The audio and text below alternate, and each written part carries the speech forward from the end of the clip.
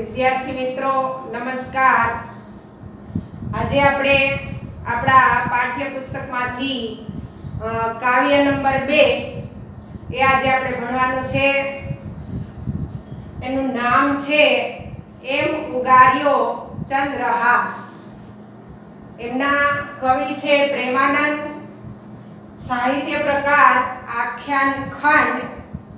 અને આ કાવ્ય શેમાંથી લીધું છે તો કે ચંદ્રહાસ આખ્યાન માંથી।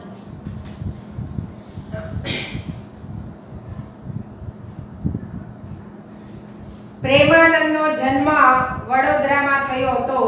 એમના પિતાનું નામ કૃષ્ણરામ ભટ્ટ હતું। કથાકાર તરીકેનો પોતાનો કૌટુંબિક વ્યવસાય કરીને તેઓ ગુજરાન ચલાવતા હતા।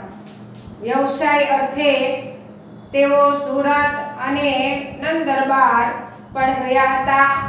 માણ ઉપર હાથથી તાલ આપીને કથા પ્રસંગોનું પઠન અને ગાયન કરવામાં કુશળ પ્રેમાનંદે સાભિનય રજૂઆત દ્વારા, સાભિનય એટલે કે અભિનય સાથે, સાભિનય રજૂઆત દ્વારા આખ્યાનોને લોકપ્રિય કર્યા હતા। નરસિંહ, સુદામા જેવા ભક્તોના જીવન પ્રસંગો તથા પુરાણોમાંથી કથા વસ્તુ લઈને પ્રેમાનંદે આનંદ સાથે જ્ઞાન આપતી અનેક આખ્યાન રચનાઓ ગુંજતી કરી હતી। આખ્યાનની કથન કળામાં પ્રવીણ હોવા સાથે પ્રેમાનંદ વર્ણનો, પાત્રલેખન, રસ નિરૂપણ અને એ દ્વારા વાતાવરણ ચિત્રણમાં પણ કુશળ હતા। એમના આખ્યાનોને ઉત્તમ બનાવવામાં એમની રસ નિરૂપણ તેમજ ભાષા શક્તિનો મહત્વનો ફાળો છે।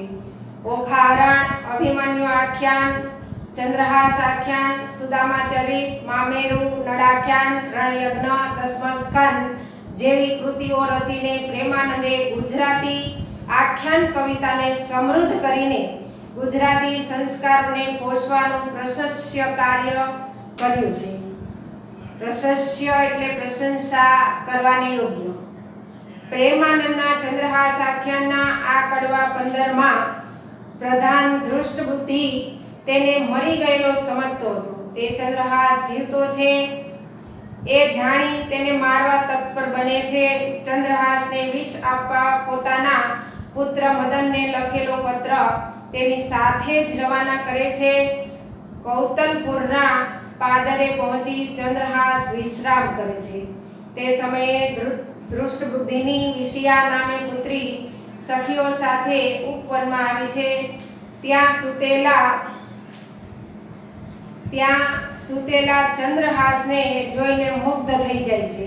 યૌવન સહજ આવેશમાં વિષયા ચંદ્રહાસ ઉપર મોહિત થાય છે। આ કડવામાં પ્રેમાનંદે તેનું રસિક વર્ણન કર્યું છે। ચંદ્રહાસને મુગ્ધ ભાવે નિરખતી વિષયા સૂતેલા ચંદ્રહાસની કમરમાં બાંધેલો પત્ર હળવેકથી શેરવી લે છે। ચંદ્રહાસને મારી નાખવાની પિતાની યોજના વિશે વાંચીને તે ચંદ્રહાસને ઉગારવા એક નેત્રનું કાજળ અને બીજા નેત્રનું જળ લઈ તરણા વડે વિષને બદલે વિષયા લખી ચંદ્રહાસને ઉગારી લે એવી હાજર બુદ્ધિનું આ કડવું પ્રેમાનંદની સર્જન શક્તિનું પણ ઉત્તમ ઉદાહરણ છે। અહીંયા થોડીક આપણે સાહિત્ય પરિચયની ચર્ચા કરીએ કે સાહિત્ય પરિચયમાંથી તમને માગ્યા મુજબ એટલે કે હેતુલક્ષી જે પ્રશ્નો પૂછાય છે એમાં એમ ઉગાર્યો ચંદ્રહાસ કૃતિના સર્જક કોણ છે તો કે પ્રેમાનંદ। પ્રેમાનંદનું આખું નામ શું તો કે પ્રેમાનંદ કૃષ્ણરામ ભટ્ટ। એમનો સાહિત્ય પ્રકાર શું તો કે આખ્યાન ખંડ। હવે આ જે કાવ્ય છે એમ ઉગાર્યો ચંદ્રહાસ એ કયા પુસ્તક સંગ્રહમાંથી લીધું છે તો કે ચંદ્રહાસ આખ્યાનમાંથી। આ ચંદ્રહાસ આખ્યાનમાંથી આ કેટલામું કડવું છે તો કે 15મું। ત્યાર પછી તમને એમ ક્યારેક પૂછાય કે કવિ શિરોમણીનું બિરુદ કોને મળ્યું છે તો પ્રેમાનંદને। પ્રેમાનંદનું ઉપનામ શું હતું તો તો કે માણભટ્ટ. શું હતું? માણભટ્ટ. કેમ કે એ જે આખ્યાનો રચતા ત્યારે માણ એટલે કે તાંબાની એક મોટી એ માટલા જેવી એને મોઢું એનું સાંકડું હોય એવા આકારની અને એની પર આંગળીઓમાં વેઢ પહેરી થાપ આપતા જાય અને આખ્યાનોની કથા કરતા જાય અભિનય સાથે. તો માટે એને ઉપનામ મળ્યું છે માણભટ્ટ. હવે તમને ક્યારેક એવું પૂછાય કે આખ્યાનની શરૂઆત સૌપ્રથમ કોણે કરી છે? તો પ્રેમાનંદે નથી કરી. કોણે કરી છે? ભાલણે. તમે પહેલું જ કાવ્ય ભણ્યા છો ભાલણનું, નાવિક વળતો બોલ્યો. તો ભાલણે એ શરૂઆત કરી છે. માટે જ આખ્યાનના પિતા તરીકે કોણ ઓળખાય છે? કવિ ભાલણ. કવિ ભાલણ. પણ પછી આખ્યાનોને એ વિસ્તારવામાં મહત્વનું યોગદાન જો હોય તો પ્રેમાનંદનું છે અને માટે એને કવિ શિરોમણીનું બિરુદ મળ્યું છે. હવે આ આખ્યાનો દ્વારા એ પ્રેમાનંદ છે એ લોક શિક્ષણ આપવાનું પણ કામ કરતા હતા. સાથે સાથે મનોરંજન પણ પૂરું પાડતા હતા અને લોકોને એવું શિક્ષણ પણ આપતા હતા, ઉપદેશાત્મક શિક્ષણ. હવે અહીંયા આપણે સાહિત્ય પરિચયની વાત કરી કે માગ્યા મુજબ જવાબો ક્યારેક પૂછાય ત્યારે મેં તમને જે હમણાં વાત કરી કીધી એ પ્રમાણે તમારે એના જવાબો લખવા પડે. હવે અહીંયા આપણા પાઠ્યપુસ્તકની અંદર છે એમ ઉગાર્યો ચંદ્રહાસ. હવે થોડીક મારે તમને એ ચંદ્રહાસની વાત કરવી હોય તો સૌપ્રથમ હું તમને કહું કે ચંદ્રહાસ એ આમ તો રાજાનો જ પુરુષ, રાજાનો જ કુંવર હતો. પણ ચંદ્રહાસ જ્યારે જન્મ્યો ત્યારે થોડા જ સમયમાં એમના પિતાનું અવસાન થાય છે અને પછી બધી જ એના ઉછેરની જવાબદારી એના માતા ઉપર આવે છે. પણ બન્યું એવું કે થોડા જ સમયમાં એની માતાનું પણ મૃત્યુ થાય છે. હવે માતા પિતા બંને આ બાળકને મૂકીને મૃત્યુ પામે છે. એમાં ચંદ્રહાસ સાવ એકલો પડી જાય છે. પણ ચંદ્રહાસ જ્યારે એમના માતા પિતા જીવિત હતા અને જે એના નગરમાં દાસી હતી એ દાસી ખૂબ સારી હતી એટલે ચંદ્રહાસનો એ દાસી ઉછેર કરે છે. ત્યારબાદ દાસી એમનો ઉછેર કરે છે. પણ નસીબ જોગે કે ભાગ્યમાં ન હોય ને ત્યારે કોઈ જ આપણું ઉછેર માટે કદાચ ન રહે એવું પણ બની શકે. પણ અહીંયા બન્યું એવું કે માતા પિતા તો મૃત્યુ પામ્યા પણ ત્યાર પછી એક દાસી એનો ઉછેર કરતી હતી. તો નસીબ જોગે ચંદ્રહાસ 5 વર્ષનો થયો ત્યાં એની દાસી જે ઉછેર કરતી હતી એ પણ મૃત્યુ પામે છે સાપ કરડવાથી. હવે દાસી પણ મૃત્યુ પામે છે ત્યાર પછી ચંદ્રહાસ છે એ રસ્તે રઝળતો થઈ જાય છે. કોઈ જ એનું રહ્યું નહીં. તો એક વખત એ રઝળતો રખડતો ભટકતો કોંતલ નામનું જે નગર છે, કોંતલ નામનું જે નગર છે ત્યાં આવી ચડે છે. હવે નગરમાં કુંતલ નામના રાજાએ ઋષિ ભોજન બ્રહ્મ ભોજન કરાયું. હવે બ્રહ્મ ભોજન ત્યાં ચાલતું હતું ત્યાં બાળક આવી પહોંચે છે. હવે બાળક પણ સૌની સાથે ત્યાં જમવા બેસે છે. હવે જ્યારે આ બાળક જમવા બેઠો હોય છે ત્યારે એમની સામે જે બેઠેલા ઋષિ છે એ ઋષિએ ભવિષ્યવાણી ભાખી. કેવી ભવિષ્યવાણી? અને એ કુંતલ રાજાને કહે છે કે આ બાળક છે એ તારો જમાઈ બનશે. આ બાળક તારો જમાઈ બનશે. હવે આ તો સ્વાભાવિક છે કે એક રાજા હોય અને જો આ રસ્તે રખડતું ભટકતું બાળક હોય અને એ જમાઈ બને એ તો કેવી રીતે શક્ય બને? અને આને તો કેવી રીતે પોતાની કુંવરી પરણાવે, એટલે એ ભવિષ્યવાણીને મિથ્યા કરવા માટે કુંતલ રાજાએ એના સેવકોને બોલાવ્યા અને સેવકોને બોલાવી અને એને કહે છે કે આ બાળકને તમે વનમાં લઈ જાઓ, જંગલમાં લઈ જાઓ અને ત્યાં એને મારી અને ફેંકી દો કે જેથી કરીને એ મારો જમાઈ બની શકે નહીં. હવે રાજાનો આદેશ હોય એટલે સ્વાભાવિક છે કે એમના અનુચરોને તો જવું જ પડે, પણ અનુચરો થોડાક એના દયાભાવવાળા હતા, નિર્દય નહોતા, દયાભાવવાળા હતા.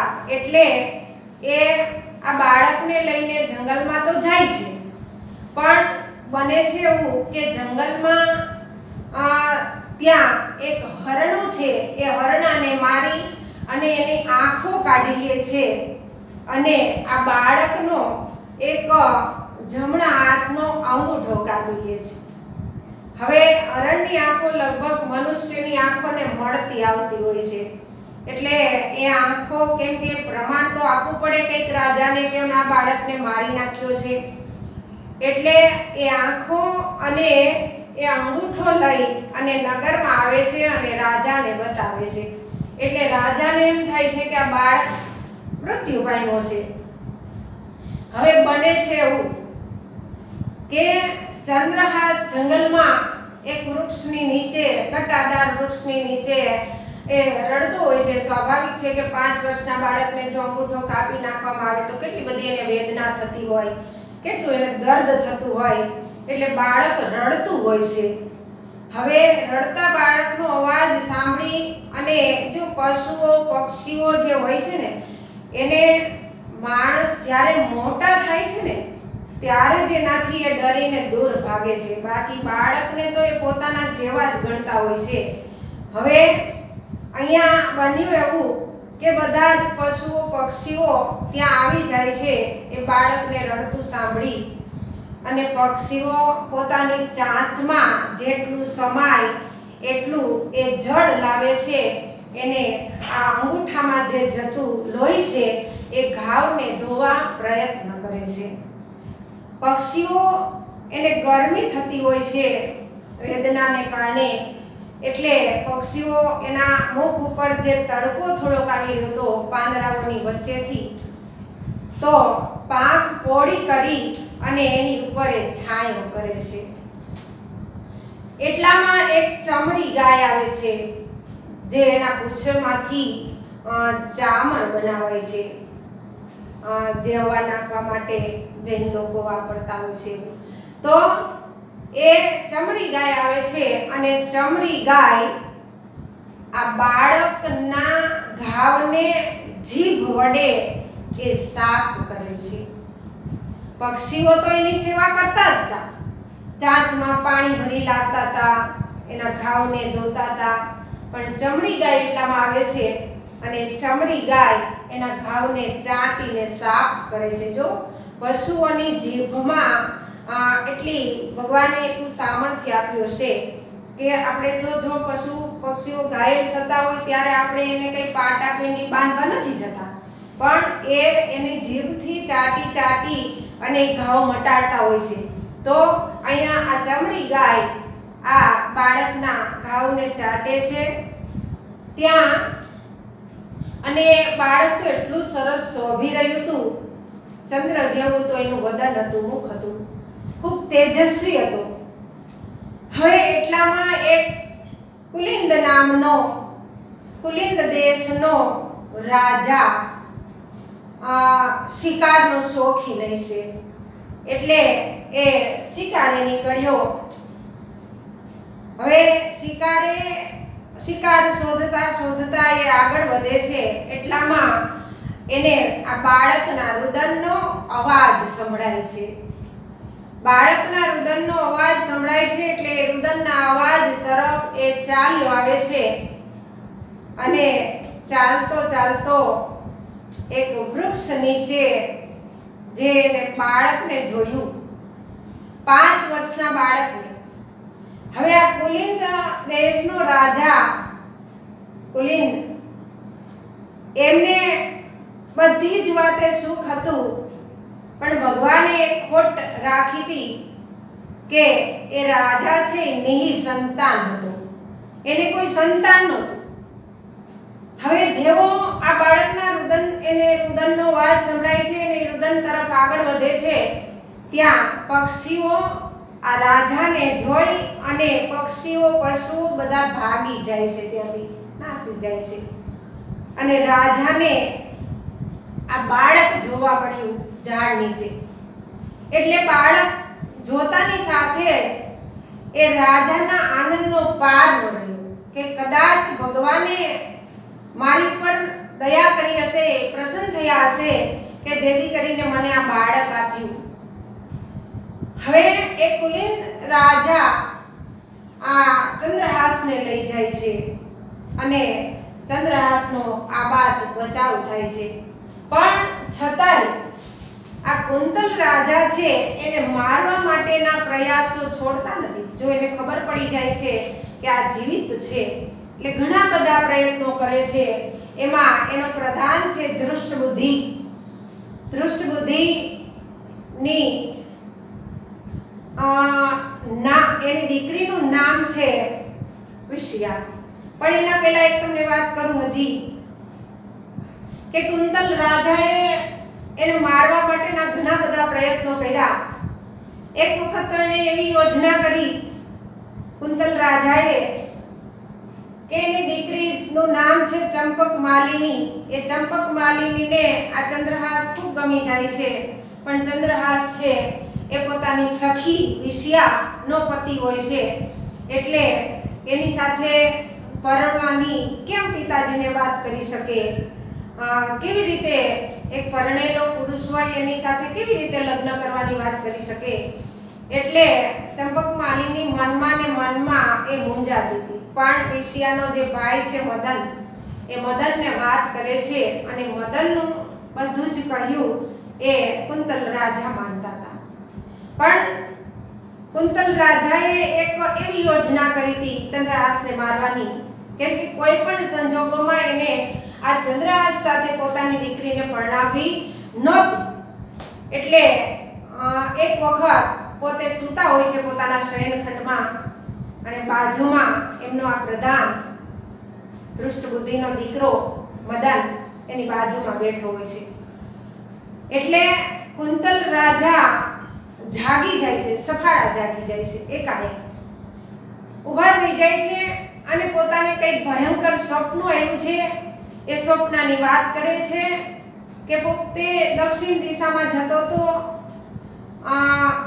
ઊંટ ઉપર બેસીને, અને જાણે પોતે લોહી પીતો હોય એવું એમને લાગે છે, અને પોતાની પાછળ યમરાજ પડ્યા હોય અને જેના ભયથી એ દોડતા દોડતા આગળ વધે છે. એવામાં કાદવનો કુંડ આવે છે, કાદવના કુંડમાં એ પડી જાય છે. એવી જ્યારે વાત કરે છે ત્યારે મદન એને કહે છે કે આ તો ભયંકર સ્વપ્ન કહેવાય તમારું, અને એના માટે આપણા નગરની અંદર કોઈ એવા એક મુનિ છે અને જેનું નામ હતું ગાલવ મુનિ. હવે કુંતલ રાજા કે અને તાત્કાલિક બોલાવો. એ ગાલવ મુનિને બોલાવે છે. ગાલવ મુનિએ એના સ્વપ્ન માટેનો એને ઉપાય બતાવ્યો કે આજથી તું 6 મહિના પછી તારું મૃત્યુ થશે. હવે આવું જ્યારે એને કીધું ત્યારે કુંતલ રાજાને એમ થયું કે મારી આટલી બધી ઉંમર થઈ ગઈ તો છતાં મારી હાથે એ દીકરીને હું પરણાવી ન શક્યો, કેમ કે દીકરીનું ભવિષ્ય ભગાણું હતું, ભવિષ્ય ભગાઈ જ ગયું હતું. ભાગ્યું હતું એક ઋષિએ કે આ બાળક સાથે તારી દીકરીના લગ્ન થશે, એટલે સ્વાભાવિક છે કે દીકરીને એ પરણાવી ન શક્યો. પણ પછી એને એમ થાય છે કે મારી હાથે જ હું પરણાવી લઉં, હું એને જોતો જાઉં પરણાવતો. એટલે મદનને બોલાવે છે. મદનને કહે છે આજથી તું એનો ભાઈ, અને તું આના જલ્દીથી આના માટે સરસ મજાનો એક કુંવર શોધ કે જેથી કરીને એના લગ્ન હું જોતો જાઉં. હવે મદનને આમ તો આ વાત કરવી જ હતી. કઈ તો કે ચંપકમાલિનીએ પોતાને કીધી હતી કે મને ચંદ્રહાસ ગમે છે. એટલે મદને લાગ જોઈ અને રાજાને કીધું કે તમે જો મારી વાત સ્વીકારો તો જે ચંદ્રહાસ છે સાધુ પુરુષ છે, સજ્જન છે અને એ ચંપકમાલિની માટે યોગ્ય છે. તમે કહો તો હું એને બોલાવું અને આપણે ઘડિયા લગ્ન લેવડાવીએ. કેમ કે ઘડિયા લગ્નનો મુહૂર્ત એ મુનિએ આપ્યું હતું, ઋષિ મુનિએ. હવે કુંતલ રાજા કહે છે કે તાત્કાલિક બોલાવો, પણ આ એક યોજના હતી. ખરેખર આવું કંઈ નહોતું, સ્વપ્ન નહોતું આવ્યું, કંઈ જ નહોતું, પણ એને મારી નાખવાની યોજના કરી હતી. એટલે મદનને ખબર નહોતી. મદન ચંદ્રહાસને લેવા માટે જાય છે. ત્યાં તો ચંદ્રહાસ પીળા પીતાંબર પહેરેલા હોય છે, હાથમાં પૂજાની થાળી હોય છે, અસ્ત્ર શસ્ત્ર કંઈ જ નથી હોતા અને એ જંગલમાં આવેલું મહાકાલિકાનું જે મંદિર છે ત્યાં પૂજા કરવા માટે જતો હોય છે. એટલે મદનને આશ્ચર્ય થયું કે કેમ તારી પાસે કોઈ અસ્ત્ર શસ્ત્ર નહીં, સવારી માટે કોઈ અશ્વ નહીં, પીતાંબર પહેરેલું, હાથમાં પૂજાની થાળી, તમે ક્યાં જાઓ છો? તમારા તો હમણાં તાત્કાલિક લગ્ન લેવાના છે. ચંદ્રહાસ કહે છે કે કોઈ પણ સંજોગોમાં હું મારા શ્વશુર, ભાવિ શ્વશુર જે છે એની આજ્ઞાનું ઉલ્લંઘન નહીં કરું. એટલે મદનને વધારે આશ્ચર્ય થયું કે જો સસુરે આજ્ઞા કરી હોય તો એના બદલે ચંદ્રહાસ તો ત્યાં સુધી કહે છે કે કોઈ સોનાનો પર્વત આપે ને તોય આજ્ઞાનું ઉલ્લંઘન હું ના કરું. પણ માંડ મદન એને સમજાવી શક્યો અને કહે છે કે તારા બદલે એ પૂજાની થાળી હું લઈ અને હું પૂજા કરવા જાઉં. પોતાનો જે પોશાક હતો મદનનો એ ચંદ્રહાસને પહેરાવે છે, હાથમાં અસ્ત્ર શસ્ત્ર આપે છે, પોતાનો જે સવારી માટે લાવેલો ઘોડો એને આપે છે અને પોતે પીતાંબર પહેરીએ છે, હાથમાં પૂજાની થાળી લઈ અને જંગલમાં મહાકાલિકાના મંદિરે એ પોતાને પૂજા કરવા પોતે ગયો. કેમ કે આ સસુરે એટલે કે કુંતલ રાજાએ કીધું હતું કે મધ્યરાત્રિએ સમય પણ એવો જ આપ્યો કે મધ્યરાત્રિએ જંગલમાં આવેલું મહાકાલિકાનું મંદિર છે ત્યાં જઈને પૂજા કરો તો તત્ર ને સર્વત્ર તમે પૂજનીય બનશો. એટલે ચંદ્રહાસ જતો હતો, પણ એના બદલે મદન જાય છે. મદન કાલિકાના મંદિર તરફ આગળ વધે છે તો માર્ગમાં એને કેટલા બધા અપશુકન થાય છે. ઘુવડ નામનું પક્ષી પોતાના માથા ઉપર બેસે છે. ઝઘડતા બે બિલાડા એના પગ આડેથી ઉતરે છે. આપણે કહીએ છીએ કે બિલાડી આડી ઉતરે એટલે અપશુકન થાય, તો બિલાડા એને આડા ઉતરે છે, જંગલી બિલાડા. બે સાપ આડા ઉતરે છે. આવું બધું થાય છે. અને જ્યાં એ મંદિરમાં પહોંચ્યો ત્યાં જે રાજાએ મારવા મોકલેલા 4 મારાઓ, જે મારવા વાળા હોય એ 4 મારાઓ 4 બાજુથી મદનના માથા ઉપર 4 તલવારના ઘા કરે છે અને મદનના માથાના 4 કટકા થઈ જાય છે. છતાં પણ ભગવાનનું નામ લેતો એકે સાધુ પુરુષનું કલ્યાણ થજો. સાધુ પુરુષ એટલે કે ચંદ્રહાસ. આમ જે ચંદ્રહાસને મારવા માટેની યોજના ઘડી હતી એ યોજના પણ એની નિષ્ફળ ગઈ. અને ગુજરાતીમાં એક કહેવત છે કે રામ રાખે એને કોણ ચાખે. તો ચંદ્રહાસનો આવી રીતે આ બાદ બચાવ થયો હતો. પણ અહીંયા જે વાત કરી છે આપણા આખ્યાન ખંડમાં એની હું તમને વાત કરું કે આ તો ચંપકમાલિની ને, પણ જ્યારે ચંદ્રહાસ એમનો જમાઈ બનવાનો હોય છે, એની મારવા માટેની યોજના ઘડી હોય છે, એમાં આ દુષ્ટ બુદ્ધિ એનો પ્રધાન એને મારવા માટેના ઘણા બધા પ્રયત્નો કરે છે, પણ એને ખબર પડે છે કે આ જીવિત છે એટલે ફરીથી એક યોજના ઘડે છે. અને એ યોજના કેવી એનું આપણા આખ્યાનખંડની અંદર વર્ણન છે કે વિષયા દૃષ્ટબુદ્ધિની દીકરી એ વિષયા બગીચામાં પોતાની સખીઓ સાથે એ સહેલવા આવી હોય છે। એવામાં આ કોંતલ દેશના સીમાડે ચંદ્રહાસ વિશ્રામ કરતો હોય છે। હવે આ ચંદ્રહાસને જોઈ અને વિષયા એની ઉપર મોહિત થાય છે। પણ આ કોણ સૂતું છે? દૂરથી પણ એટલો સરસ દેખાતો એટલે એને નજીક જઈને જોવાની ઈચ્છા થઈ, પણ નજીક જઈને કેમ જોવું? કેમ કે પોતાની સાથે એની સખીઓ હતી, સાહેલીઓ હતી। હવે આ સખીઓ જોઈ જાય તો નકામું પડે, અને ચંદ્રહાસની બાજુમાં એનો ઘોડો ઊભો હતો। હવે ઘોડો પણ જો એના સ્વામીને કહી દે તો પણ નકામું પડે, એટલે ફરીથી આ ચાલાક એવી ચતુર વિષયાએ પોતાની યુક્તિથી ઘોડાના વખાણ કરવા માંડ્યા કે શું તારો ચહેરો, શું તારો એ દેખાવ, તારો મોરડો પણ એટલો સુંદર, તારા પેંગડા પણ એટલા સુંદર, તારી પલાણ પણ એટલી સુંદર। અને એને ભોળવાવી અને ચંદ્રહાસ સુધી એને જ્યારે પહોંચવું હતું ત્યારે પોતે જે અલંકારો પહેર્યા હતા એ આજે એના દુશ્મન એને લાગતા હતા કે જ્યારે એ અલંકારો બનાવ્યા ત્યારે એ સોનીના બનાવેલા અલંકારો એને ગમતા હતા, રૂડા લાગતા હતા, પણ આજે એને દુશ્મન લાગતા હતા। શું કામે કે એનો ઝણકાર છે, અને એ ઝણકારથી કદાચ આ જાગી જાય તો, એટલે ઝાંઝરને એવી રીતે બધા એ ઊંચા ચડાવી દે છે। અને જેમ પાણીમાં બગલો પગ માંડતો હોય, માછલીને ખબર ન પડે એ રીતે, તો એવી રીતે ધીમા ધીમા ડગ ભરતી એ આગળ વધે છે અને ચંદ્રહાસ સુધી પહોંચી જાય છે।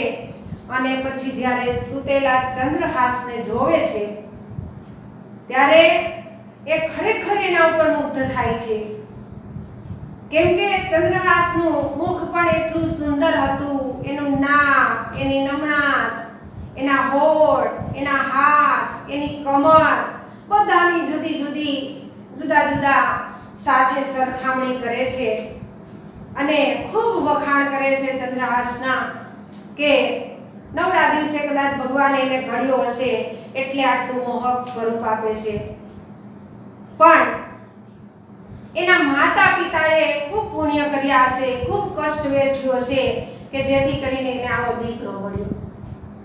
ત્યાર પછી એની ઘરે નાર કેવી હશે, એને કેવા વ્રતો કર્યા હશે કે જેથી કરીને આવો એને સ્વામી મળ્યો, અને પોતાની જાતને ધિકારે છે કે હું પાપીની, મેં કંઈ જવું નથી કર્યું કે જેથી કરીને હું આવો સ્વામી પામી શકું। અને ત્યાર પછી એ ચંદ્રહાસ સુધી પહોંચવાના પ્રયત્નો કરે છે। ત્યાં ચંદ્રહાસ સૂતેલો હોય છે, એની આમ ઉપર ઓઢાડેલું વસ્ત્ર દૂર કરે છે અને બધું જ એનો રૂપ રંગ, એનો ચહેરો, એના હાથ, એની કમર, એના હૈયા ઉપર પહેરેલો હાર, એ બધું કેવું સરસ હતું। એના માતા પિતાના વખાણ કર્યા, એની ઘરે એની નાર હતી એને વખાણ કર્યા કે કેવા એને પુણ્ય કર્યા હશે કે જેથી કરીને આવો પતિ મળ્યો, પણ પોતે જે કંઈ પુણ્ય કાર્ય નથી કર્યું એનો અફસોસ કરતી, પોતાની આંખમાં આંસુ પાડતી હતી। એવામાં ચંદ્રહાસની કમરે એક પત્ર બાંધેલો હતો, અને પત્ર છે એને એમ થયું કે આ પત્રને ખોલીને હું જોઉં તો ખરી કે આ પત્રમાં શું છે। ત્યારે એ પત્ર ખોલીને જોવા જાય છે, ત્યાં એ પત્રની અંદર જે અક્ષરો હતા એ અક્ષરો પોતાના પિતાના એને જોયા। વિદ્યાર્થી મિત્રો, આપણે અહીં સુધી રાખીએ, ત્યાર પછી થોડીક હજી વાત બાકી છે એ આના પછીના તાસમાં હું કરીશ અને પછી આપણે આગળ વધારશું। અસ્તુ।